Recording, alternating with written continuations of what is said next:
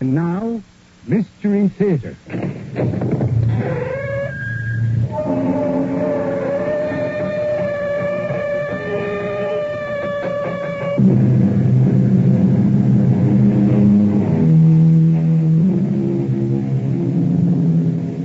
in. Welcome. I'm E.G. Marshall. What is a life of adventure? Some people seem to be forever caught up in a maelstrom of events, while others go along doing humdrum tasks. Of course, what one person calls exciting is to another just an everyday occurrence. And some people seem content with what Thoreau called lives of quiet desperation. But there is a difference. Certain individuals create their own excitement. Perhaps we never find adventure unless we go looking for it. But when we do find it, the results may be quite unexpected. Are you sure, miss, that you want to get off at Foothill Junction? Of course. Are we almost there? We'll be in about 5 minutes. But it beats me why anyone should want to get off at the end of nowhere. The train does stop there, doesn't it? Well, sometimes, when there's a reason. You mean it's not a regular stop on this line? That's right. It's not a town, you know. Just a crossroad. No stores? No post office? Nothing but the station. Well, I may be living there for quite a while. But nobody lives in Foothill Junction. My uncle does. Your uncle? Yes, Uncle Caleb, the station master. You're staying with him? Mm-hmm. Well, that's hard to believe.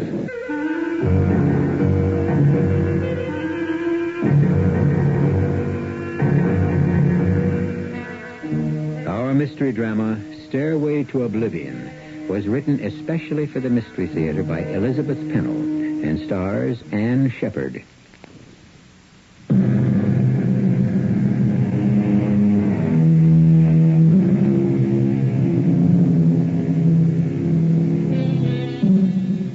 It is true that Julia had spent most of her life in the city, and at age 35, she gave every appearance of being a sophisticated woman quite able to take care of herself. Yet to an outsider, it might seem odd that she was stepping off a train at what looked like an abandoned station. But Julia had her reasons. For the past 3 years, she had cared for her ailing father. Now he was dead, and before taking up a new life, she wanted to satisfy a long-time curiosity to visit her one remaining relative, an uncle she has never met, but with whom she has corresponded. I always wondered why my father was reluctant to talk about his older brother. He never bothered to listen when I tried to read him excerpts from Uncle Caleb's letters. The past few weeks had been difficult, disposing of family possessions and selling a big house. I was tired. I needed a respite. The idea of spending a quiet time on a remote mountaintop was very appealing. We're here, miss. Yeah, I'll help you with your bag. Thank you.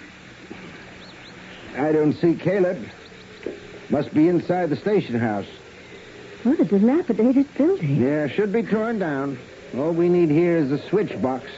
You wait. I'll see if I can find the old man. Caleb? Caleb? Yeah. Why is the train stopping? You're 2 minutes late. Caleb, we have a very special passenger. What's that? A passenger? Yeah. Lady says she's your niece. Julia? But not today. It's next week she's coming. Next week. She's waiting for you right now here on the platform. Dear me. Julia? Julia, my dear, forgive me, but I thought it was next week you were coming. Hello, Uncle Caleb. Well, you said in your letter... Are you sure you'll be all right, miss? Of course she's all right. Now, give me those bags and get going. Train's 5 minutes late. Oh, Uncle Caleb, it's good to meet you at last. I'm sorry if there's some mistake about the date of my arrival. It's all my fault.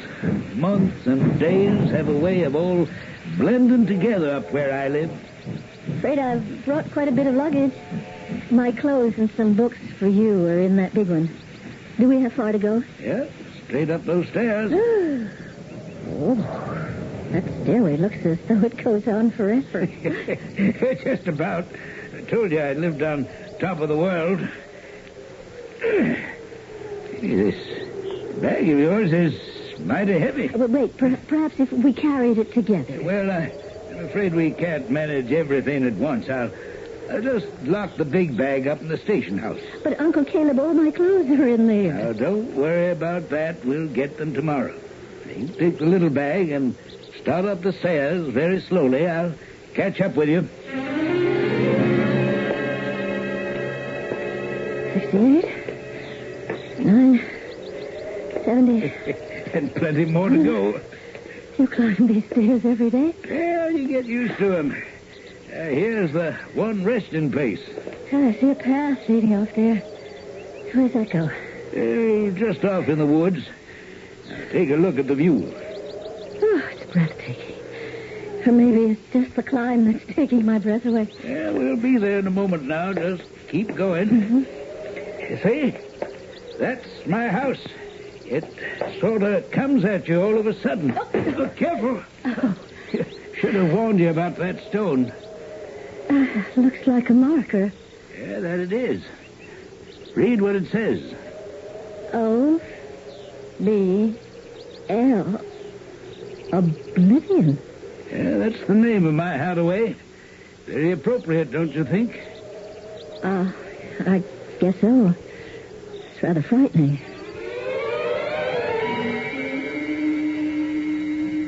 Why, Uncle Caleb, it's fantastic.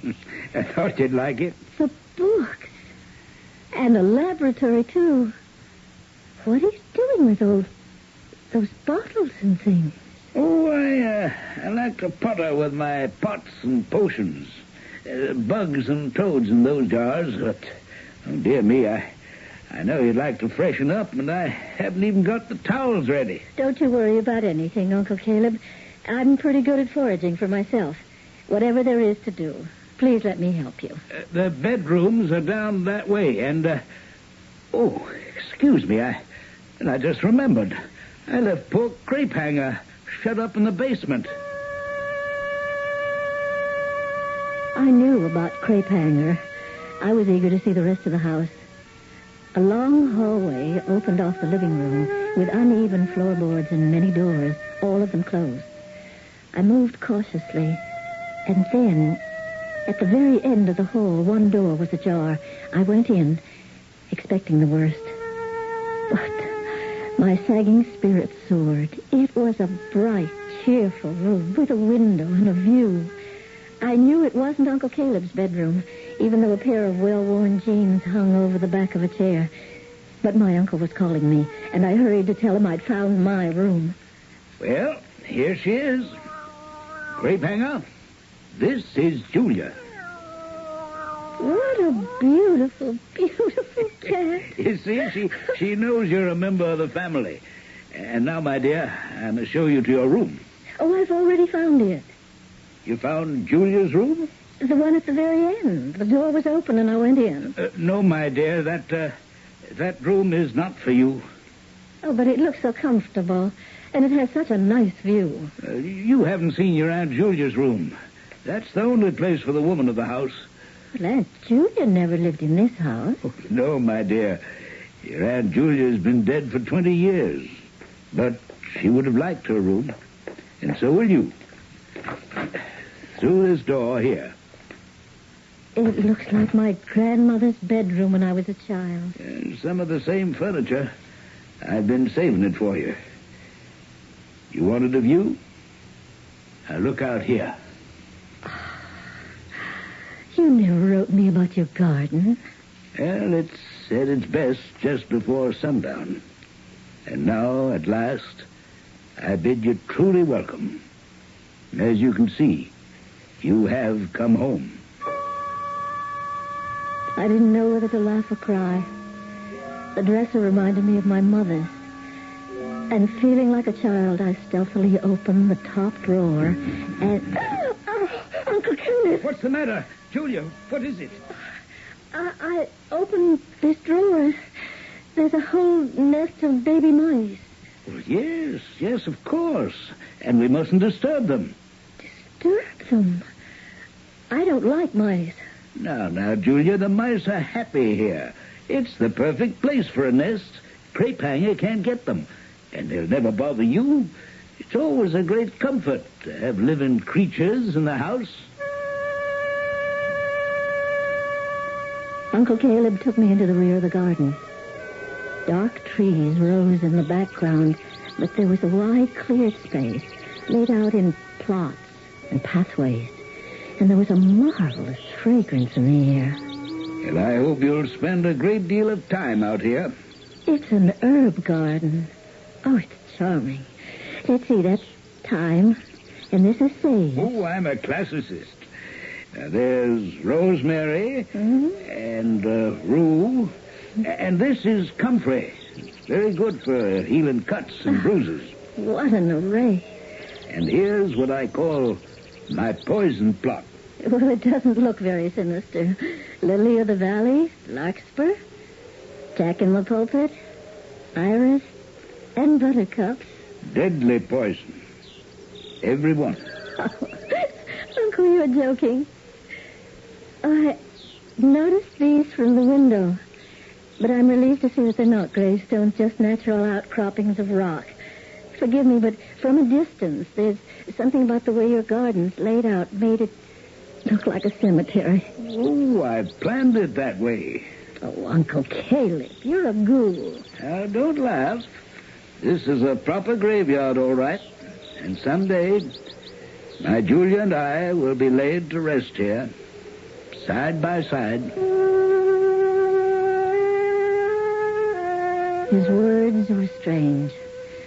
And after I went to bed, I tossed and turned for hours, ridden with horrible nightmares. I woke late, dressed, and headed down the hallway. Good morning, Crepe Hanger.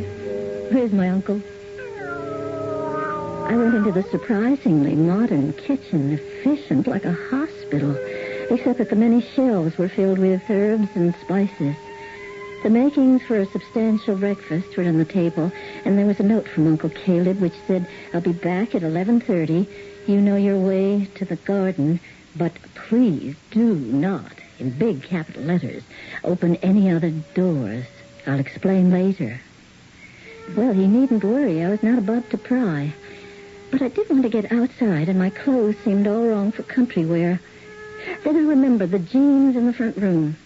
If that door was still open, I wouldn't be breaking any rules. It was, just as it'd been the day before, and I snatched up the jeans from the back of that chair. Just my size if I rolled up the bottoms. I didn't stop to wonder who they might belong to, for now they were mine. When Uncle Caleb came back, I was happily kneeling in the garden trying to identify the herbs.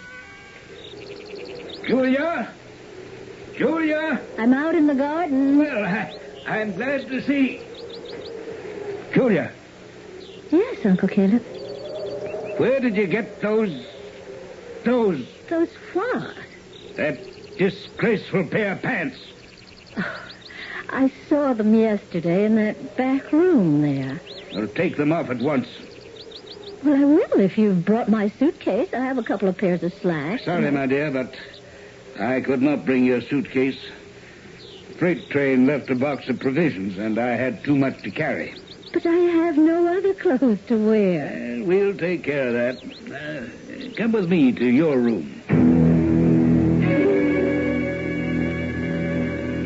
Over there, in the trunk, Julia. Open it. But these are Aunt Julia's clothes. I can't wear anything like this. Look down further. You'll find something. Oh, what an elegant cashmere sweater. And these skirts, just the kind they're wearing today. Yes, there were plenty of things in that trunk I could wear. Even a denim wraparound for gardening. Then, at the very bottom, I came upon a long sequined evening gown, and pinned to it was a note which read, "This is the dress I want to be buried in." What has our Julia gotten herself into? Even her clothes are no longer her own. The aura around Caleb and his house grows ever more ominous, as you will discover when I return shortly with Act 2.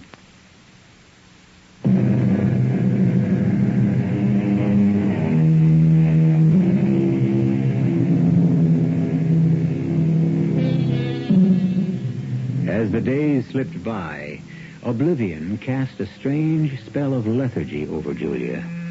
For a time, she offered to help her uncle carry her suitcase up the stairs, and then forgot all about it. She even lost all curiosity about what was behind those closed doors. Caleb, too, seemed far more relaxed. They spent many happy hours together in the garden, and Julia became engrossed in the study of herbs. She had grown fond of her Uncle Caleb. But this false sense of peace was abruptly shattered early one afternoon when Julia was alone in the garden. Hello? Hello in there. Oh, John, of course he's not here. It's Wednesday. Oh, that's right. Let's go around back and see what the old buzzard's been up to in his garden. But, John, look. Somebody's there. It's a woman. Now, don't frighten her. Excuse me, miss. I'm sorry. We came by to say hello to Caleb. People. Yes. We're people, but you're looking at us as though we were ghosts. But, how... Oh, well, we're just the summer folks from down the hill. Uncle Caleb never mentioned Caleb. He's your uncle? Wait, he never mentioned you either. I'm here on a visit, but I thought this was the only house around for miles and miles. It is, except for our cabin. I haven't seen any cabins. Halfway down the stairs. Oh, yes. I saw a path. Well, you follow that way into the woods, and there we are. For 3 months of the year, anyway. Only this year, Caleb's in for a surprise. We told him we weren't coming. I see Caleb has put you to work in what Emily and I call his cemetery. Oh, I thought that at first. I guess it's because of those 2 rocks that look so much like tombstones. I have an idea they are tombstones. Let's go inside, shall we, until Uncle Caleb comes home. I don't think we should be snooping around this way. Now, aren't you afraid to stay in this spooky house? That skeleton would be enough to turn me off. Don't tell me there's a skeleton in one of the closets. Oh, not in a closet. He rolls it around on a coat rack kind of thing. It must be one of the surprises behind this closed door. How do you know so much about this house? When we first came here, Caleb showed us all over the place. I think he was trying to frighten us. But we don't scare very easily. Old man never talks about himself. But he's a good neighbor. Except when he has visitors. Then he doesn't want anyone else around. Why? I don't understand. Well, neither do we. I've been meaning to ask Caleb if I could paint that marvelous view from his guest room. But, of course, now you're staying there. Oh, I'm not in that room. Oh, where are you staying? Up the hall on the other side, looking into the garden. Oh, well, then maybe Caleb will let me paint in the guest room this year. I'm sure he will. But you keep calling it the guest room. My uncle never wrote about any visitors. Were there many? Since we've been coming up, there were just that older man. And the boy. When was this? Oh, the man was here about 4 or 5 years ago. Isn't that right, Emily? I'd say so. And then he was gone, and we saw the boy 2 years ago. Nobody here last summer. Wonder who they were. I thought maybe the boy was your brother or nephew. He called him Uncle Caleb, too. But that's very puzzling. Say, I'd like to go down the hall and look at that view again. The light should be just right. Oh, I don't want Uncle Caleb to come back and think that we're... But he won't be back until after 3 o'clock. And we can hear the train when it goes by. But this must be Wednesday. Oh, so you've forgotten what day it is, too. They just all blend together. Uncle Caleb has a built-in time clock, even though he doesn't remember dates. He's down at that station every morning when the freight train comes through. And then one day a week, he waits for the passenger train. Come along, then. Let's take a look at that view. Look at those peaks. I know just the purple I'm going to use. Yeah, I'd forgotten how great it is. This room, a man and a boy. I found a pair of jeans in here. Well, now, you may be forbidden to open closed doors, but I'm the nosy type. Can't resist closets. Let's see what's in here. Oh, look. It's filled with clothes. men's work suits. And this old jacket. But it's not Uncle Caleb's size. No one but a teenager could wear these. Well, I'll be damned. There goes the train. Yeah. Uncle Caleb will be back soon. Well, it'll take him a while to climb the stairs. How do you feel about opening dresser drawers? Oh, no. I'm afraid to after what I found in the drawer in my room. Okay, it's my turn. Here goes. Men's work gloves, socks. Here's a jackknife. Wait a minute. Here's something interesting. The wallet. And it's empty. Except for this sort of ID card. Let's see. Name, James J. Flanders. Address has been crossed out. Date of birth, it's almost illegible. Looks like 1900. Well, that has to be old Jim. Isn't that what he said his name was? And if he were alive today, his age would be... What makes you think he's dead? Well, because this is his wallet. And in there, all his clothes. But the boys' clothes are there, too. Why didn't he take them with him? Look, we have to get out of here. Your uncle will be coming home, and I'm sure he'll be angry to find us talking to you. We were in the living room, and they were about to leave. John had already opened the front door, and then we heard... Julia! We hurried to the top of the stairs to find Uncle Caleb doubled over, ashen-faced and struggling to breathe. It's been a bad day. Trouble on the tracks. Caleb, it's John and Emily. What can we do? Just help me into the house. I'll be all right in a minute. John and I supported my uncle, walking him slowly to the house. When I suggested going straight to his bedroom, he protested so vehemently, we eased him into a chair near the fireplace. Well, young fella, what are you doing here? We're back at the cabin for the summer. What happened to your trip to Europe? I had to give it up. But you didn't come in on the 3 o'clock. No. We got here yesterday. Not on the freight train, you didn't? No, we backpacked. From where? You left the car at Bearsville. I see. Uncle Caleb's head drooped forward, and he was seized with a violent coughing. I'd already loosened his collar, and now I tried to rub his chest. Uncle Caleb, you must have some digitalis.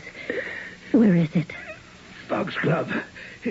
In that jar on my big table. Lily of the Valley. Put it in some water. And John and Emily, you can help me to my room. I must lie down. I put water on the stove and found the bottle labeled Lily of the Valley Root.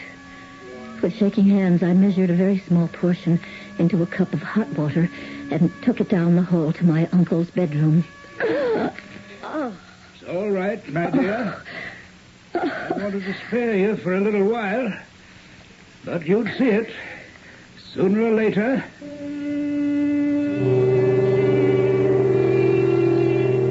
I couldn't believe I was seeing it then. The walls and floor were black, and so was the big bed with a prow like a Viking ship. My uncle looked like a ghost propped up against those white pillows. And thank heaven, John had warned me, because there on one side of the bed was that coat rack thing from which dangled a full-size skeleton. Don't be frightened, my dear. You'll soon get used to everything around here.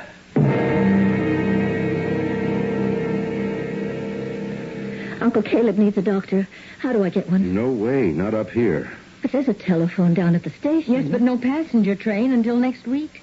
You have to tell the train company that Uncle Caleb won't be able to... Oh, you'd be surprised. He's a sturdy old man, and he's had these attacks before. I'll flag down the freight train tomorrow. But, Jules, you shouldn't be left alone with him. I think we should stay here. You're darn right we're going to stay. But I'm not helpless. Really, I'm not. I've taken care of my father for the last 3 years. Frankly, I'm worried, Julia. Now, what if your uncle is only pretending to be sick? How can you say that? You saw for yourself. I've seen other things, too. Like what's down in the basement. Look, you've both said that. What is down in the basement? There are 2 carved gravestones. That doesn't surprise me. But one has the name Caleb, and the other name is Julia. Doesn't that tell you something? Yes. Uncle Caleb told me that one day he would rest peacefully in the garden behind this house next to his Julia. But that's you. Oh. Now I see what's troubling you. He meant his wife, my Aunt Julia. I'm beginning to think her remains may already be in the garden. I wonder. Julia? Where's my Julia? I hurried to Uncle Caleb's room. Feeling better? Yes. Yes, my dear.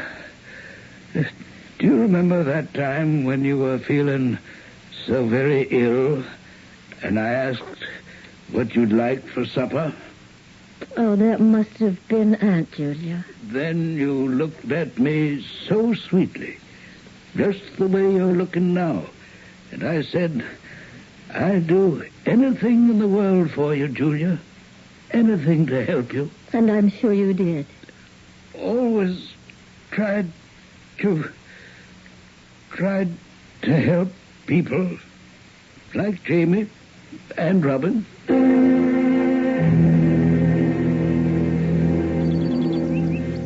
Oh, John.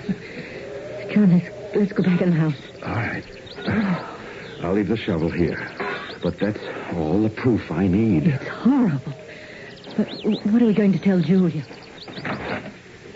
John, all that dirt. Where's it been? Sit down, Julia. There's something we've got to talk about. No, don't tell her, John. Arnie, you have to get away from this evil place. Oh, stop it, both of you. My uncle may be eccentric, but he's a kind, gentle old man. Yeah, I used to believe that, but no more. We're letting our imaginations run away with us. But, Julia, I have the proof. Proof of what? I remembered that 4 years ago there was only one stone in the backyard. Then last year, the smaller one had been added. Go on. So I took a shovel and went out just now. Oh, you had And no I right. didn't dig down very far. Just far enough to establish that 2 wooden coffins are buried out there. One of them is about 6 feet long, big enough for a man, and the other is smaller. Just about the right size to hold a boy.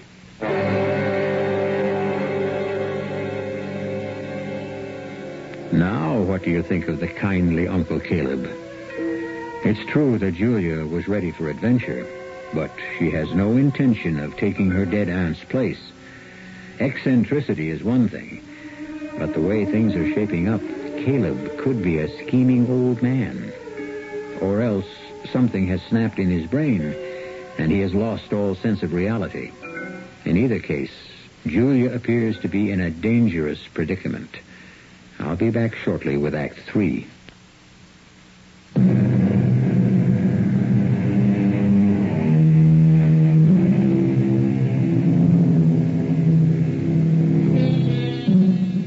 Julia has been confronted with some highly incriminating evidence against her uncle. If there really are 2 bodies buried in his garden, shouldn't the police be summoned? John, who made the discovery, is all for placing a telephone call at the railroad station to give a report on what he has found. But Julia is surprised at her own reaction. She feels protective toward her uncle. And although one might think she'd be grateful to have friendly neighbors, she finds herself resenting their interference. Don't you see, Julia? It's our duty to turn your uncle in. You don't know what you're talking about. After what I've uncovered? You have found nothing. You call 2 coffins nothing? None of us knows what's in those coffins. Well, I can certainly find out in a hurry. I forbid you to destroy my Uncle Caleb's garden. Julia, you're beginning to sound as batty as... Oh, I'm sorry. I realize you've been through a lot, and you're not thinking straight. I know my uncle better than you do. I'm thinking that the smaller coffin may contain the remains of my Aunt Julia. And the other one? Well, it's just like Uncle Caleb to be saving that one for himself. Well, there's another way to find out. You're right. Let's just ask Uncle Caleb. But if he's really sick... I mean when he gets stronger. In the meantime, I suggest we have some supper, and then you can go home. There's really no reason for you to spend the night. We're staying.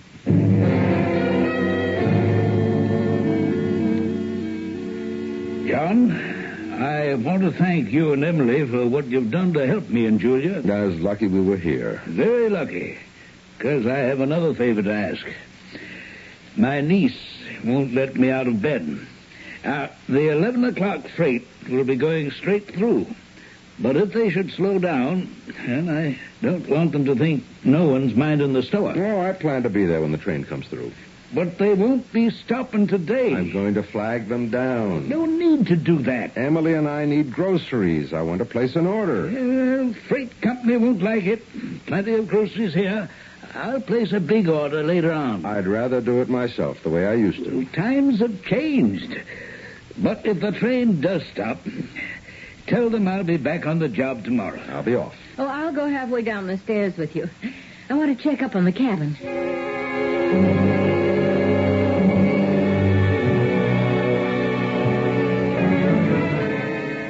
It's good to have you here to look after us, gal. I like being called that, Uncle Caleb. What did I call you? A girl. Well, of course. And that's what you'll always be. It's why I don't like to burden you with my problems. If there's anything you want to tell me, Uncle Caleb, you know I'll always listen. But it's just that if anything should happen to me, I want you to make certain that my Julia and I lie side by side, just as we always do. You mean in the garden? Yes. Yes, I've left instructions in my will, but I'll feel so much better knowing a member of the family will take care of things personally. Well, of course, Uncle Caleb. You can count on me. But you know, you hadn't told me that Aunt Julia is already buried in the garden. Oh, she isn't, Julia. Not by herself. We'll go together. But where is she? She's there, in that handsome urn, on my bedside table.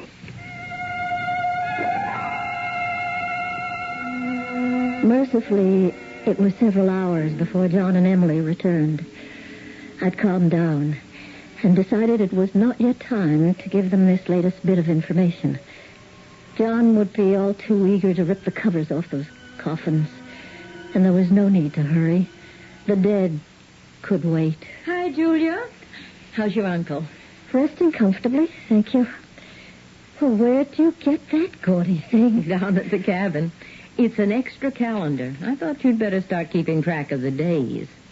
I've circled today's date. Well, thanks very much. And here's a bag of oranges. The brakeman threw them off to me. Then you did stop the train. You bet I did. Had a talk with the engineer. He says there's no reason to have a station at Foothill Junction. And before long, any switching will be done by automation. That means Uncle Caleb will be out of a job.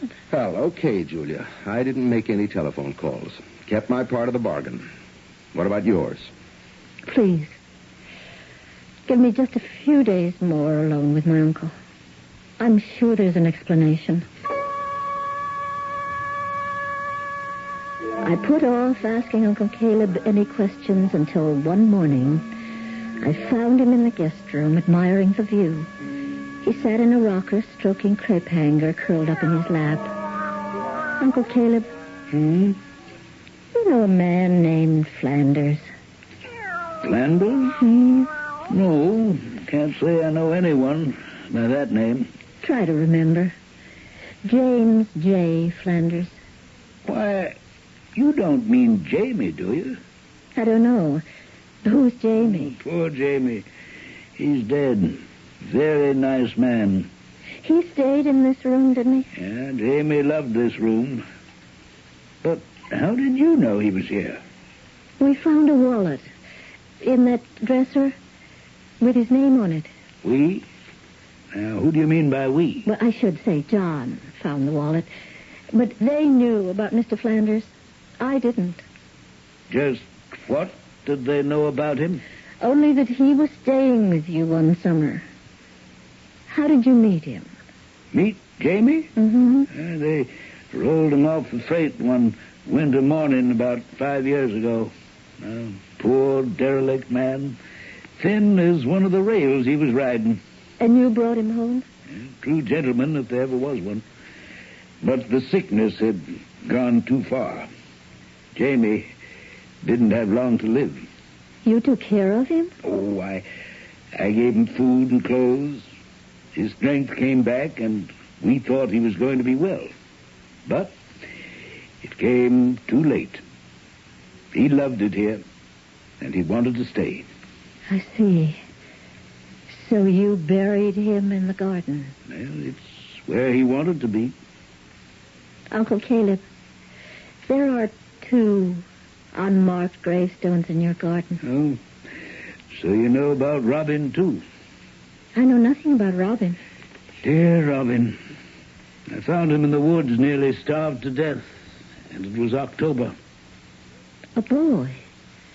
Way up here. Where did he come from? From Bearsville. No. You don't mean that he escaped from that mental institution? That was no place for a bright boy like Robin. Oh, Uncle Caleb. You can't just take in a boy who's a runaway. And why not? He needed a home. But didn't they look for him? Oh, yes, but I hid him in the basement. I don't know what to say. How long did this boy live with you? Nearly a year. I tried so hard to help him, but, well, he must have been sickly from the time he was born. It was too late to save a small soul who'd been abandoned when he was a baby. Uncle Caleb, when you say you helped him, do you mean that I mean I gave him love and the only home he'd ever known. That's why Robin must never be taken away.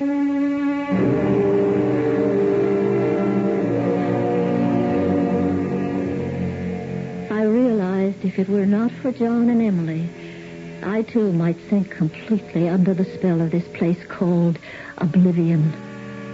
Reluctantly, I went halfway down the stairs for the first time since I had climbed to the top and followed the pathway to the artist's cabin. You believe everything he told you, don't you, Julia? I've no reason to doubt anything he said. I think it's the perversion of a demented mind. John, don't say that. There's no harm in trying to help people.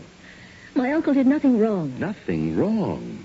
He may have murdered 2 people, possibly more. My uncle could never commit a crime. It's a criminal offense to harbor fugitives, and no sane person buries bodies in the backyard. Now, what are we going to do? You're not going to do anything. I'm taking a trip to Bearsville. You mean you're turning your uncle in? No. I'm going to tell them about that poor boy. And if he had no family, I'm sure that... What about the man named Flanders? Well, I'll get legal advice. Well, you better let me handle it. Take it easy, John. This is Julia's problem. All right. But if she doesn't come back with some straight answers, I'm going to the authorities and tell them exactly what I think. It was a week to the day since Uncle Caleb's heart attack. He had been doing a little work in the garden and showing signs of restlessness. Emily had come over, I suspect just to check up on us. It was nearly 11 o'clock in the morning. Julia, what day is today? Well, let's see. Where's the calendar I brought you? Harry, I have to know. The day you circled Emily was Saturday. So, it's Sunday, Monday, Tuesday. Today is Wednesday. I should have known. I have to get down to the station. Don't worry, Caleb. John's there. You don't understand. I have to go. I have to do it. Do what? The switch. I have to throw the switch before the train passes the station. My jacket. Where's my jacket? Just a minute, Uncle Caleb. You're not going anywhere. It should have been fixed long ago. I told them the last time. I'll go down the stairs with a message. No one else knows what's wrong. I'm the only one. You're not well enough. Not down that long flight of stairs. Last week, trouble with the switch. It jammed, and I threw the emergency for the passenger train. But the passenger train doesn't get here till 3. That should be plenty of time. No, the way it's set now, the freight will go through on the passenger tracks, and about 20 miles from here, there'll be a head-on collision. But there must be some way that you The could... freight doesn't slow down on Wednesdays. I am the only one knows about that switch. I must hurry. We're right with you. Let go of me. I can't be late. Broken switch. Let go of my arm. I must move faster. Faster. No one must be hurt. No one will be when I do what I have to do.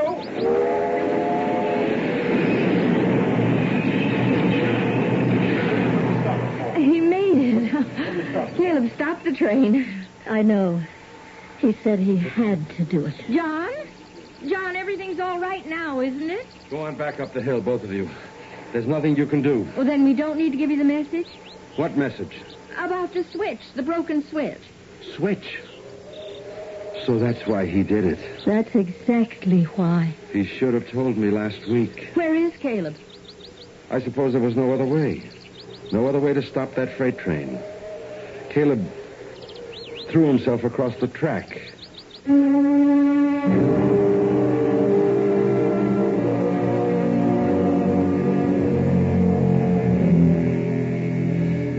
Uncle Caleb's death, like his wife's, was dedicated to helping people. Perhaps on the evidence you believe that, or if you have a different kind of imagination, you may believe there was a darker side to his nature. That's up to you.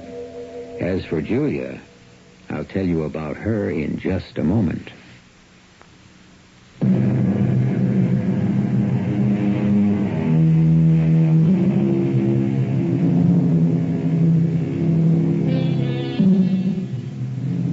Caleb left everything he possessed to Julia. And she, too, had fallen in love with that mountaintop. She reported the deaths of Jamie and Robin, but since no one claimed them, they rested in peace beside Caleb and Aunt Julia in the garden where they all wanted to be, in Oblivion. Our cast included Ann Shepard, Guy Sorrell, Mary Jane Higby, and Nat Poland. The entire production was under the direction of Hyman Brown. This is E.G. Marshall inviting you to return to our Mystery Theater for another adventure in the macabre. Until next time, pleasant dreams.